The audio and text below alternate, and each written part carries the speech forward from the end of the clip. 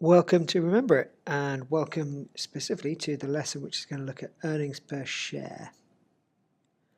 This is the LOS we're going to look at today. It asks us to describe the components of earnings per share and calculate a company's earnings per share, both basic and diluted earnings per share, for both a simple and a complex capital structure. Well, earnings per share is clearly an important metric. What it does is it enables an equity investor to calculate their share of a company's earnings.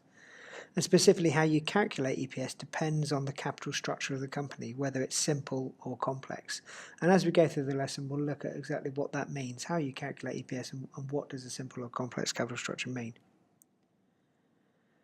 As we work through the lesson, I'm going to give you a straightforward, simple explanation of the content, work through some examples, but also periodically I'm going to also explain the content in a different way. And we call it a memory efficient way. And the idea behind that is that this memory efficient content will make it really easy for you to begin to lock that content into your long-term memory. Now the background to this is that our evolutionary past has made our brains phenomenally efficient at remembering images, locations, journeys, stories, faces. But our brains are very inefficient when it comes to remembering more abstract information, for instance like the written word. Therefore, by turning abstract concepts from something like the CFA syllabus, so such as EPS or simple and complex capital structures, by turning those into images and characters which can play a role in a story or go on a journey, we're able to change the memory efficiency of that content and make it much easier for you to lock into your long-term memory. And whenever we're looking at the memory efficient explanation of the content, rather than the straight explanation of the content, you'll see the memory efficient title at the top of the screen. So for our first element of memory efficiency, whenever you're thinking of EPS, I want you to imagine a series of urns stuffed with money. So think urns stuffed with money, think earnings. And what happens is that these urns are then divided up amongst a series of horses that are drinking tea, so tea drinking horses. So think tea drinking horses. We'll think horse, the Latin for horse is equine, so think equine tea, which rhymes with equity. So if you see a picture of a tea drinking horse, think equine tea, equity, and the fact that the earnings, the line of earnings has all been divided up amongst a series of tea drinking horses, is to give you an image to make you think of earnings per share. Right, let's put the earnings per share horse that we've got left up there. Let's put it up there. So we've always got that image as a reference point as we work through the rest of the lesson. And let's click off. So the first point to understand about earnings per share, and it's specifically about dilutive securities. Dilutive securities are convertible securities which will reduce the EPS, reduce the earnings per share if they're converted. The thing about dilutive securities, you won't actually know in advance that they are dilutive. You have to calculate the earnings per share before conversion and the earnings per share after conversion, and only then will you know if they're dilutive or not. And what you see here are three types of convertible security that we're going to look at during this lesson: convertible preferred stock, convertible preferred stock, stock options and warrants, and convertible debt. Now, any of those three could be dilutive.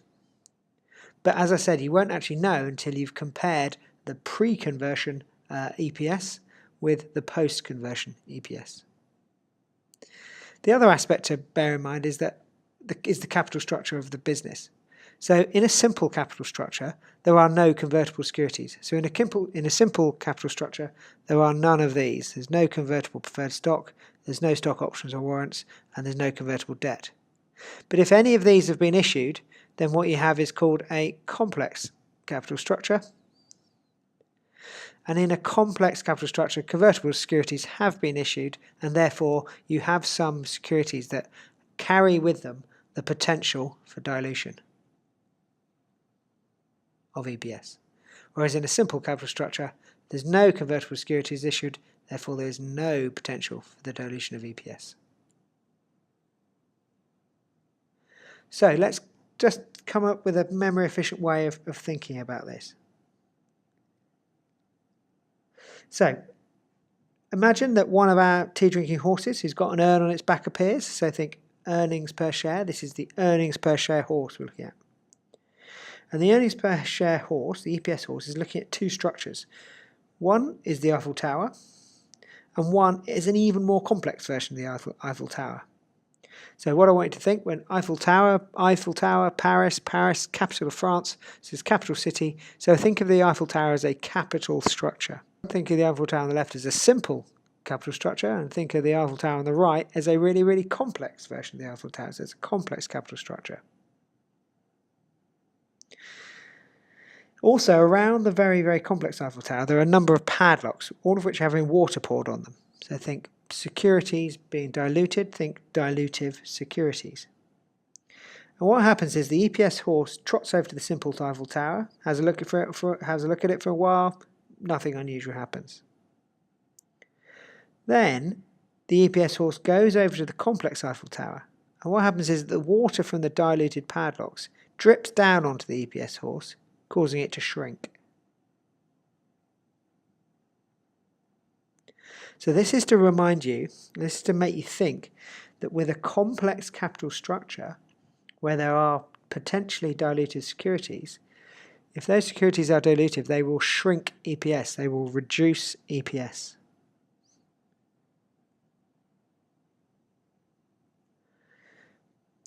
Now, in order to work out whether a convertible security is actually dilutive or not, as I said, we need to first of all calculate the no conversion EPS. Now this is called the basic EPS, the EPS that would result if there was no conversion, and then we compare it with the diluted EPS, the EPS that would result if the convertible security was converted. We're going to look at the equation for basic EPS first, because this underpins all of the other diluted EPS equations. So you really need to understand basic EPS first. Okay, so this is the equation for basic EPS, pretty straightforward. Net income minus preferred dividends divided by the weighted average of common shares. And we're going to have a look at a quick example. Over the year ended 31st December 2000 something, Elephant Inc. had a net income of $12,950,000, average of 1,500,000 shares of common stock outstanding, no preferred stock, no convertible securities. What was its basic EPS? So it's a really good idea as you start looking at CFA questions to just, as quickly as you can, have a quick scan and then just highlight the key elements. Okay, so the key elements are there: net income, the number of shares outstanding, and the fact there's no convertible securities and no preferred stock. Let's just plug those numbers into the equation. Pretty straightforward. Gives us a basic EPS which is driven by the 12,950,000 net income divided by the 1,500,000 weighted average shares outstanding, gives us an EPS of $8.63. Here's a slightly more complicated example, and the difference here, we've got net income as we had before, net income. We've also got $300,000 of dividends that has to be paid on preferred stock, and we've also got a slightly different time frame about the shares outstanding. So at various periods in the year, different numbers of common shares were outstanding. So what we need to do first is we need to work out, step one, the weighted average of the shares outstanding, and then we need to work out basic EPS. Okay, so let's just have a look at those weighted average numbers and see how we get to it. So what we can see from the figures up here is that from the 1st of January, at the 1st of January, there were 1,500,000 shares outstanding. They then issued additional 400,000 on the 1st of May. They then repurchased 150,000 shares back on the 1st of November. And that left us at the end of the year with 1,750,000 shares outstanding. So if we plug this into a time frame, we can see that basically for a 4-month period, from January, February, March, April, we had 1.5 million shares. over that period. We then had a 6-month period from May, June, July, August, September, October, 6-month period where we had 1.9 million shares outstanding. And then for the final 2 months of the year, because of the repurchase, that 1.9 was reduced to 1.75 million, and that was for the final 2 months of the year. So what you do in order to come up with a weighted average number of shares outstanding is you basically take the proportion of the year that a number of shares we're outstanding for. So we know that for the first period, 4/12 of the year, we had 1.5, which is shown there. For half the year, for 6 months of the 12, we had 1.9 million shares outstanding, and for 2/12 of the year, we had 1,750,000 shares outstanding. And what you do is you just simply multiply those out, which gives you these figures, so 500,000, 950,000, 291,666.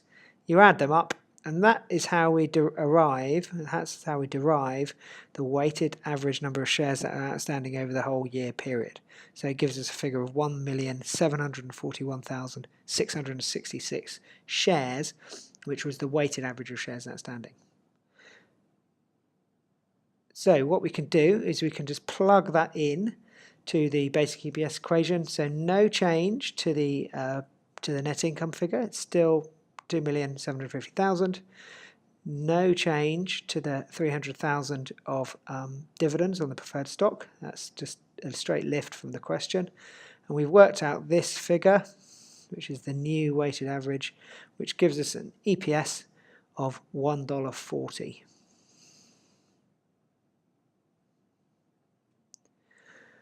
Okay, so let's try and think of a memory efficient way of looking at this. And the reason we're going to look at this kind of up front, this basic EPS equation, and kind of try and come up with a memory efficient way is because the basic EPS is absolutely fundamental to this whole part of the syllabus. So it's really important that you have it locked into your long-term memory. So what I want you to do is, first of all, start with the image of a man who's got a net and he's chasing after a load of cash. So think net income. Now this net income man, or the picture of the net income man, is constantly appearing and reappearing in turn with the line of earns, all stuff with money. And this is to make you think that net income and earnings are essentially interchangeable terms. They're used to mean the same thing, and that's why those two pictures are just interchanging and appearing and reappearing in turn with each other. And then next to them at the end, there's a school prefect, and this school prefect is dividing up pieces of pie.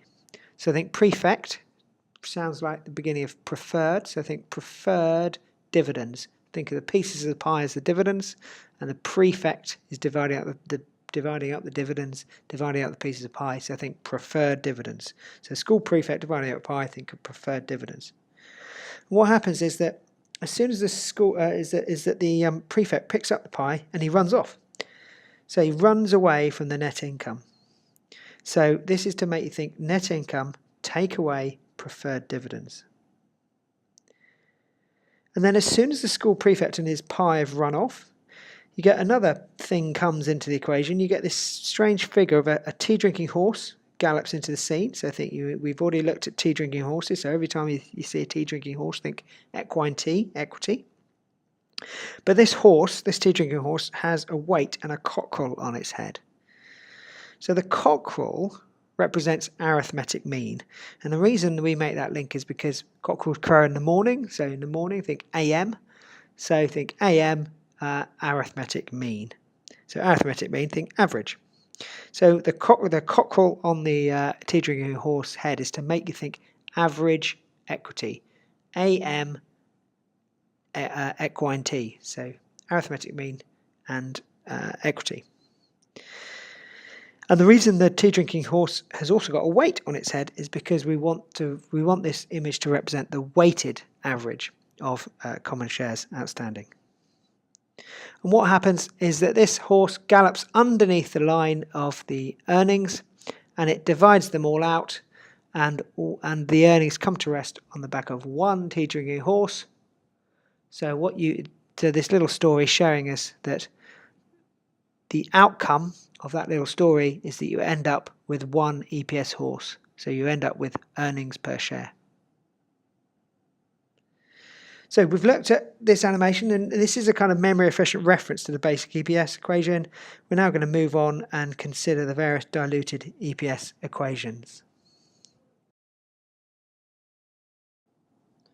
Well, we already looked at diluted securities, and we know that diluted securities are convertible securities, which when converted have the effect of reducing earnings per share. They reduce EPS. We also know that not all convertible securities are dilutive. And the only way to find out is to compare basic EPS, which is the EPS without conversion, and to compare it with the diluted EPS, the EPS you get after conversion, and see if there's a difference. See if diluted EPS is smaller than basic EPS. We know that these are the three kinds of securities that we're primarily interested in. It's these three convertible securities which potentially are dilutive, and we know that in a complex capital structure this is where we need to worry about dilution of EPS. It's complex because convertible securities have been issued, and we use two equations to work out whether we've actually got a case of dilutive securities on our hands. First of all, we use the basic EPS to calculate EPS without conversion, and then we use the diluted EPS equation to calculate post-conversion EPS.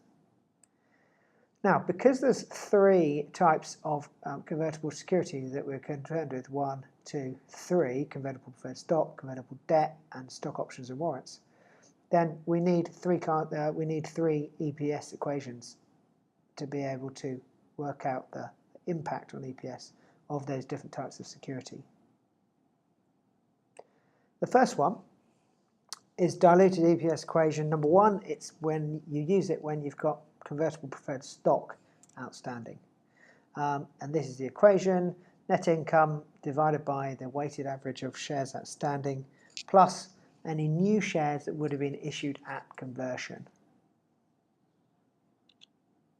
Let's have a look at an example to explain it. Okay, so we've got XYZ Inc. These are the key elements of it. So XYZ Inc. have got a net income of 1,250,000. They've got an average of 400,000 shares of common stock outstanding. But this is the interesting piece. They've got 35,000 shares of convertible preferred stock, and they've got no other potentially diluted securities.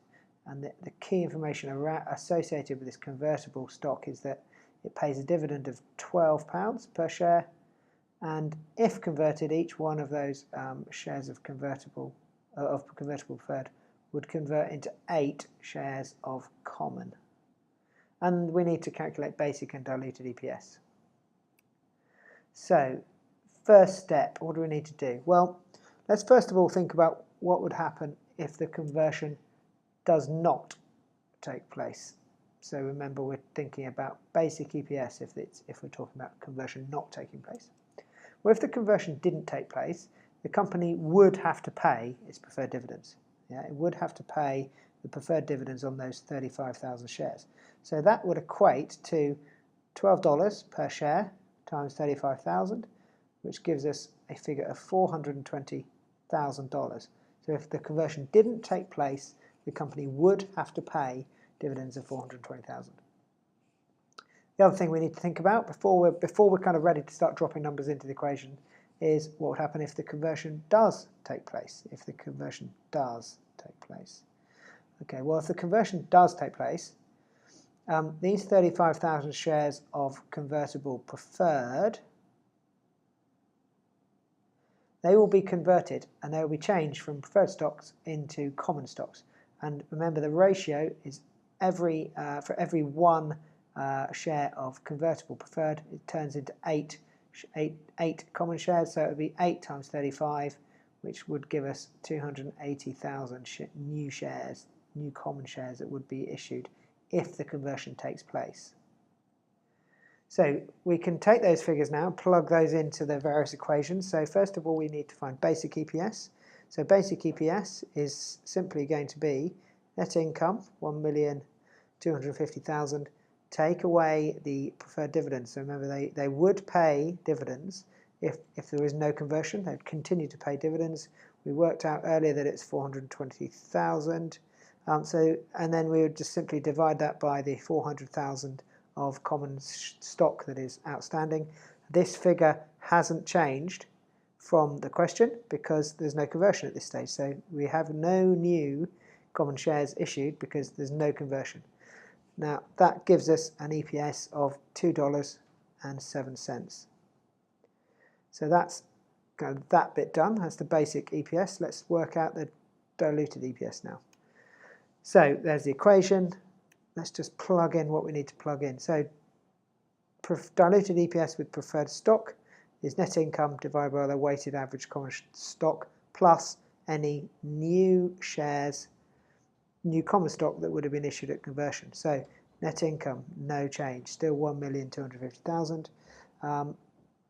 Weighted average of common stock outstanding is the original 400,000 plus the 280,000 that we worked out here, the 280,000 of new common stock that has been converted from convertible preferred. Plug those in and that gives us a new diluted EPS figure, a post-conversion EPS of $1.83. And if we compare the two, we can see that the basic EPS, so the no conversion EPS, was $2.07. The diluted EPS with conversion of that convertible preferred is $1.83. So we can see that this stock, this convertible preferred stock, is dilutive because it does reduce EPS. Let's have a look at the next example of a diluted EPS equation. So diluted EPS equation number 2. You use this when we have stock options or warrants outstanding. So what do we mean by stock options or warrants? Well, stock options or warrants are a legally binding agreement between the option holder or the warrant holder and the company. And they mean that if the option holder chooses to exercise that option, they pay the price that is agreed in the option, and in return the company has to issue them a designated number of common shares in return. So the equation is net income minus preferred dividends divided by weighted average number of shares outstanding plus any new shares that have been issued at the exercise. So essentially the number of new shares that are issued as a result of the company having to honour their obligation in the option. But you take away any shares that could have been purchased with the cash received upon exercise. So let's have a look at an example to explain this in a bit more detail. So this is our question. Let's just highlight the key areas. Okay, so we've got Horse Inc. that report a net income of 2.5 million for the year. They've got an average of 700,000 common shares outstanding. They've got 50,000 options. Okay, so that's the key fact here. 50,000 options, each of which has an exercise price of $25. And they've got no other potential diluted securities. That's fine. And the market price of the shares over the years has averaged $60. Now this $60 is key. Now that's key because I said that if the company will have to issue common shares, but they will receive cash in return. The option holders pay the business, pay the company when they exercise the option. So the company gets money coming in, and the assumption that we make in this equation is that they use all that money to repurchase shares back from the market. But obviously they're going to pay the market price for those shares. For any shares they repurchase, they're going to pay the market price. And in this question, we're told the market price is $60. And we need to calculate basic and diluted EPS. Obviously we need both so that we can work out whether it's actually dilutive or not. Let's have a look. So basic EPS, pretty straightforward. It's just going to, there's no preferred dividends, so it's just going to be 2.5 million net income, which has come straight from the question, divided by the 700,000 common shares outstanding, which gives us a basic EPS of $3.57. Okay, diluted EPS. So clearly with stock options, a little bit more going on here. So that's the original equation: net income divided by the weighted average of common stock outstanding, plus any new shares that have been issued upon exercise, but take away from the denominator any shares that have been repurchased with the cash received from the exercise. So let's have a look at that. So first of all, how many new shares would have been issued on exercise? So if all the option holders choose to exercise their options, well, there's 50,000. The assumption here is that each one converts into one share. So we've got 50,000. It's a 1-for-1 option to share ratio. We've got 50,000 new shares that have been created. What about this repurchase though? So the company would receive money from the option holders when they choose to exercise. And the exercise price we know is $25 here. So we know that 50,000 times 25 gives us an income to the business of $1,250,000 that's coming in. That's cash coming in because the option holders have decided to exercise their option. So if the average market price is $60 a share, we've got 1 million coming in, 1,250,000 coming in. We divide that by 60, gives us the number of shares that can be repurchased. These can be repurchased by the business at the market rate of $60. So all we need to do now is plug these new numbers into the diluted EPS equation, which we've done here. So we know we're talking about 50,000 new shares. We know we're talking about 20,833 shares that could be repurchased. So let's plug it in. So net income, no change. Divided by the 700,000 weighted average, no change. But we've added in plus 50,000 new shares that have been created because of the exercise of the options. And we've taken away minus 20,833 the number of shares that we assume the company would have bought back from the market with the money it received from the exercise of the options. Now that gives us a diluted EPS of $3.42. And if we compare those to basic EPS, 357, diluted EPS with stock options, 342, again we can see that the stock options are dilutive because they have reduced EPS.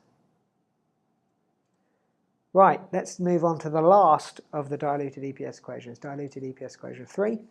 Now you use this when there is convertible debt outstanding. So what do we mean by convertible debt? Well, convertible debt is a debt obligation that the company has. It's paying interest to the holder of that debt. But the holder of that debt has the option, if they choose to take it, of converting the debt obligation into equity. So it's not the decision of the business, it's the decision of the person who they owe money to. The equation is net income minus preferred dividends plus the after-tax interest on convertible debt divided by the weighted average number of shares outstanding plus any new shares that could have been or would have been issued at conversion. So let's just to kind of think through that, let's have another example.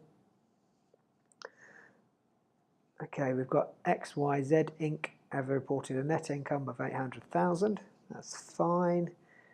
They have an average of 550,000 shares of common stock outstanding, and they've got one potentially dilutive security. So they've got one convertible security which might be dilutive, and that is 30,000 of 6% convertible bonds, which, if converted, will turn into 10,000 shares. We also know that the tax rate is 30%, and we've got to calculate basic and diluted EPS. Okay, so first of all, basic, again, quite straightforward. There's no preferred dividends here, so our top row is simply, our numerator is simply the 800,000 net income divided by the 550,000 of common stock outstanding, gives us a basic EPS of $1.45. Pretty easy. Okay, let's move on to diluted EPS. There's the equation again. So diluted EPS when there's convertible debt, net income plus the after-tax interest on the convertible debt divided by weighted average common stock plus any new shares that have been issued at the conversion of the debt at the conversion of the debt into equity. Okay, this is the key bit, this after-tax interest. This is the bit that can kind of confuse people a little bit. So obviously the company would be paying interest on that debt routinely. And routinely that interest would be $30,000 times 6%, which is $1,800. But because interest on a debt obligation is tax deductible, we really need to understand the after-tax number or value of that payment. And we get that by multiplying the interest times the principal by 1 minus the tax rate. So we know the tax rate is 30%.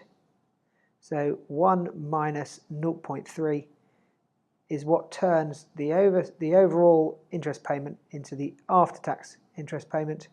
So it becomes 1,800 times 0.7, which gives us an after-tax interest on that convertible debt of 1,260. So we can now begin to plug some numbers into the diluted EPS equation. So here's the diluted EPS equation. We know that, and if you look at the top, here's the original one. So the first bit is net income there. So net income 800,000 plus the after-tax interest on the convertible debt, which we just worked out was $1,260. So that's the numerator. And then underneath in the denominator we have weighted average of common stock outstanding. That hasn't changed, 550,000, plus any new common shares that have been issued at conversion. Well, again, straight from the question, I didn't have to work this out. This was in the question. The number of shares that would have been issued at conversion is 10,000. So if we plug all those in, we get a diluted EPS figure of $1.43. And let's compare it with its basic EPS. So basic EPS is $1.45, diluted EPS is $1.43. So again, we can see that the convertible debt is dilutive because it has reduced EPS.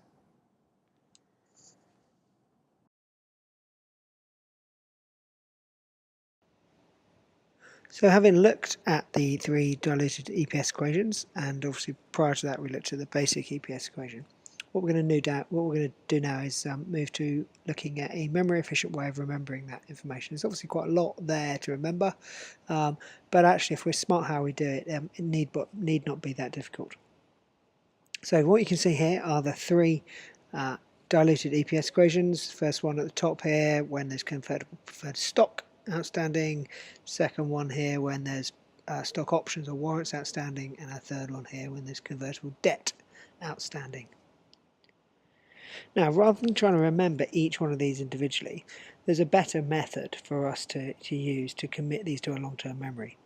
And that is to basically start with the basic EPS equation and then build up from that to whichever one of the diluted EPS equations we need, depending on the particular type of convertible security that we're interested in. And you can see how this would work. So in green is each bit of the diluted EPS equations that is the same as the basic EPS equation. So that's common to all of them. And then in blue, you see the bits of the diluted EPS equations which are different to the basic EPS equation. So that's what we really need to get our head around. What's common to all of them and comes from the basic EPS equation, and what's different to all of them and comes from somewhere else. And what we find is that for each of those diluted EPS equations, there's only two steps that are required to turn it from the basic EPS equation into the diluted EPS equation. And that's two steps for each one of these diluted EPS equations. Two steps for converting the basic EPS equation into the diluted EPS equation for preferred stock. Two steps for basic EPS into EPS with stock options or warrants, and two steps to turn basic EPS into the diluted EPS equation when there's convertible debt. So let's have a look at how we're going to do that. First of all, I want to give us an easy to remember structure to use as we build this up. So I want you to think of a big sod of grass, and standing on top of that sod of grass is the EPS horse that we've seen before. And that EPS horse is being watered down and he's continually shrinking in front of us. So this is to get you to think of the earnings per share, as we know, are diluted when there is a complex capital structure, and they're potentially diluted, and if you've got dilutive securities they will reduce EPS. And also next to the sod of grass with the EPS horse on it, there are some arrows. At the top there's a single curved arrow. In the middle there are two arrows that are facing in opposite directions from each other, and when they're very, very close to each other. And at the bottom there are two arrows which are facing the same way, but they're further apart from each other, and they're further apart from the arrows that are those two arrows that are above them. Now this image, the sod of grass and the three arrows, are going to be crucial in giving us a nice easy structure to use when we try to turn the basic EPS equation and turn it into the diluted EPS equations. And in particular, these arrows are going to be key, because these arrows will describe the two steps that are needed in each case to turn basic EPS into diluted EPS.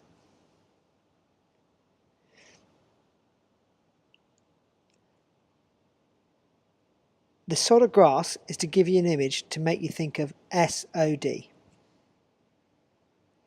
S is for preferred stock, and it will be associated with a curved arrow. The O is for stock options, and it's going to be associated with the two arrows facing in the opposite direction from each other, which are very, very close together. The D is for debt, convertible debt, and it's going to be associated with the two arrows that face the same way but which are further apart from each other than the others. Here's those arrows as they stack up next to the equations. So the curved arrow associated with the equation for preferred stock, the arrows facing in opposite directions but which are close together associated with stock options, and the two arrows which are further apart from each other but facing in the same way are going to be associated with the equation for convertible debt.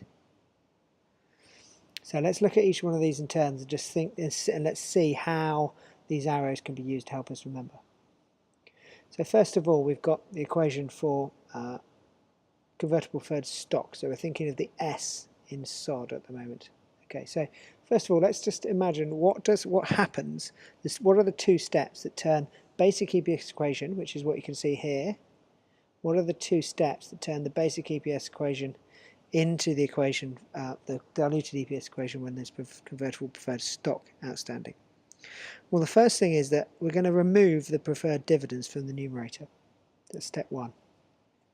Step two is we'll add in to the bottom the new common shares that would have been issued at conversion, and that gets added into the denominator.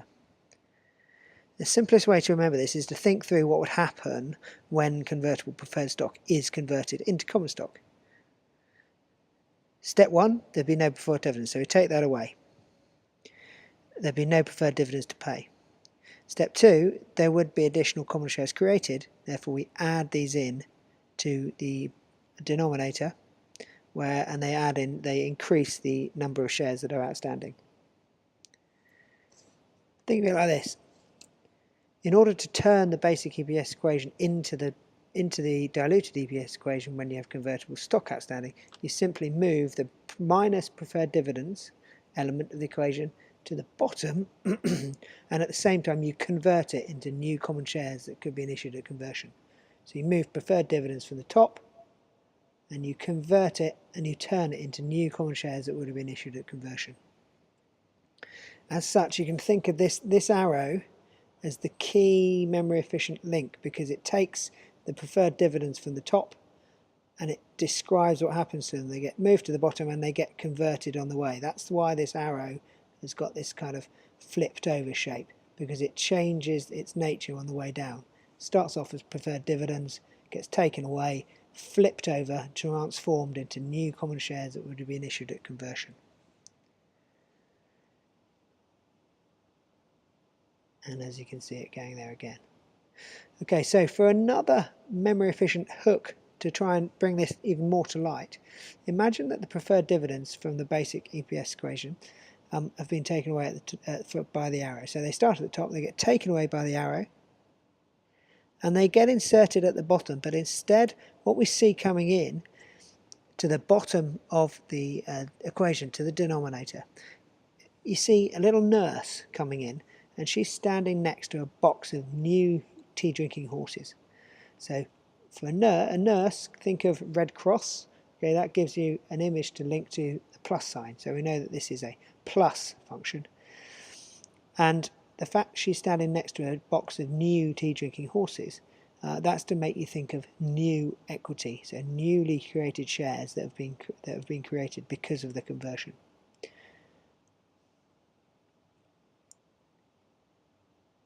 Okay, so what about the second one? So this is the second EPS equation that we're interested in when there's options, so stock options. So think of the O in SOD for options. What we can see here is the basic EPS equation in green. That's no change for the normal basic EPS equation. And again, there's two steps to turn that into the equation when there's stock options. Okay, let's have a look at it. First of all, step one, we're going to add in new shares that would have been issued at conversion to the denominator. So step one, there we go, we add in the new shares that would have been issued upon exercise of the options. Step two, we're going to take away the shares that could have been purchased with any cash received upon exercise from the denominator.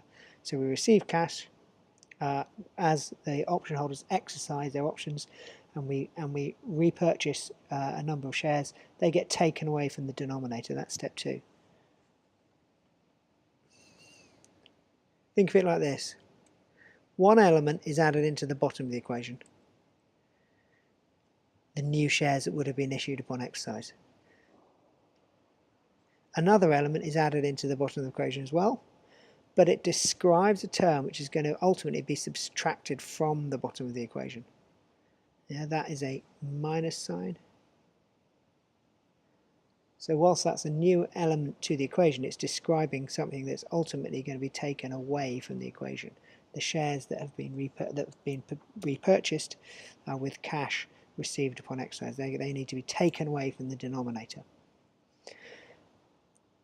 And that's why the arrows that are associated with this equation, with the stock options, with the SOD, the O in SOD, that's why one arrow points towards the equation, whilst the other arrow points away from the equation. Because the arrow that's pointing away from the equation describes something that is ultimately going to be taken away, whilst the arrow that points in is describing something that's going to be added in. Okay, so that's the key thing to think about, why those arrows are facing in opposite directions. Now, the arrows are close together, okay? Then the reason they're close together is because they need to be close together so they can fit together underneath the equation. They can fit together in the denominator. Okay, that's the reason they're close together. So try and think of that, and that gives you a structure to remember that both of these steps, which are described by these arrows, come in together underneath the equation. That's why they have to be close together. Now for one kind of further memory efficient image to this, let's try and bring it to life a bit more. Think of, first of all, an arrow coming, one of those arrows coming in, the arrow that's coming in, and what that arrow is pushing into the equation is another nurse, so think plus sign, and again she's got a box of new equity, new equine tea, new tea drinking horses. So that's describing that that arrow brings in plus new shares that would have been issued upon exercise. And then the other arrow, which we know is going to come in and face the other direction, comes in from the side, comes in from the other side, and it pulls in with it a thief. So think thief. Well, thief takes something, a thief steals something, so think minus sign. And the thief is pulling with him, and he's stealing a number of tea drinking horses, so he's taking away equity. So this arrow and this little sort of kind of story with these images is to remind you that that arrow that points away is associated with the minus, the taking away of additional shares that could have been repurchased. And that arrow comes in, and the thief comes in with his tea drinking horses, and then he disappears off out of the equation. So ultimately that arrow is describing something that gets taken away from the denominator.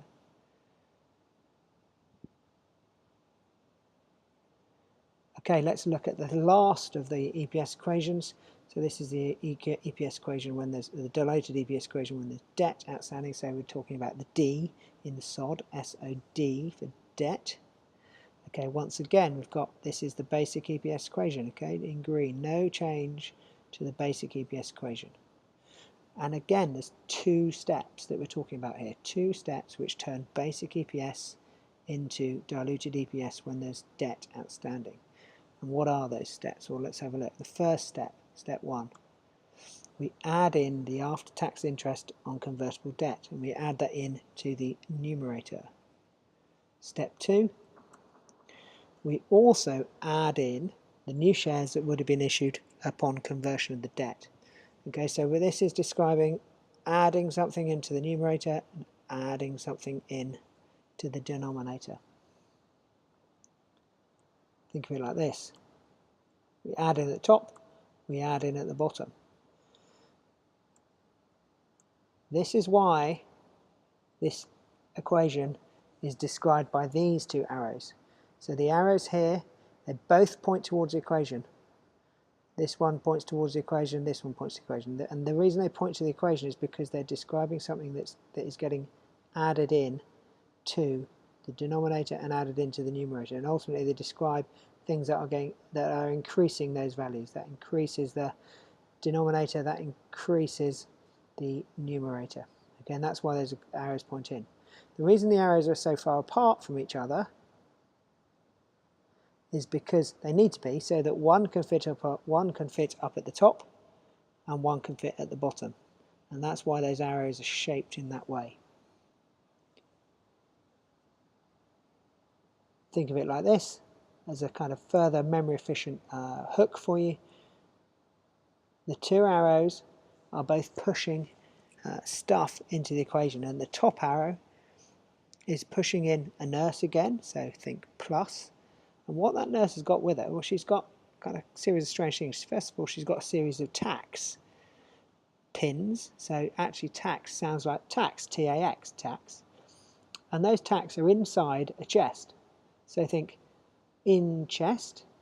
So what that describes is after tax in chest, after tax interest. So that arrow is pushing in a nurse with her tax, which are in a chest. So she's pushing in plus after tax interest. And then this bottom arrow is pushing in something we've seen before. This bottom arrow is pushing in a nurse again, so think plus, and it's that nurse with her box of new tea drinking horses. So it's pushing in new shares that could have been issued at conversion, that would have been issued at conversion.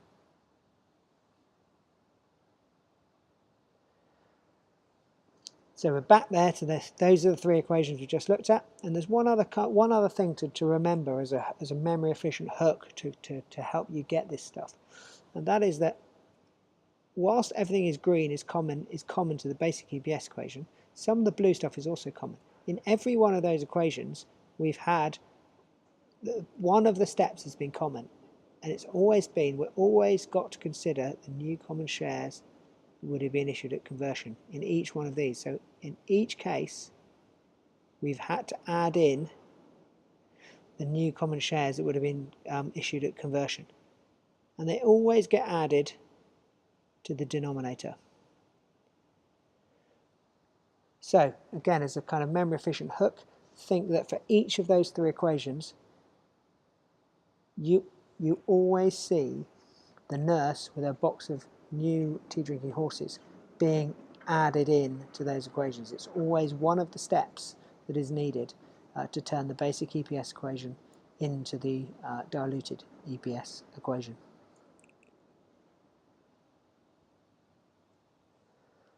Okay, so we've come to the end of the lesson.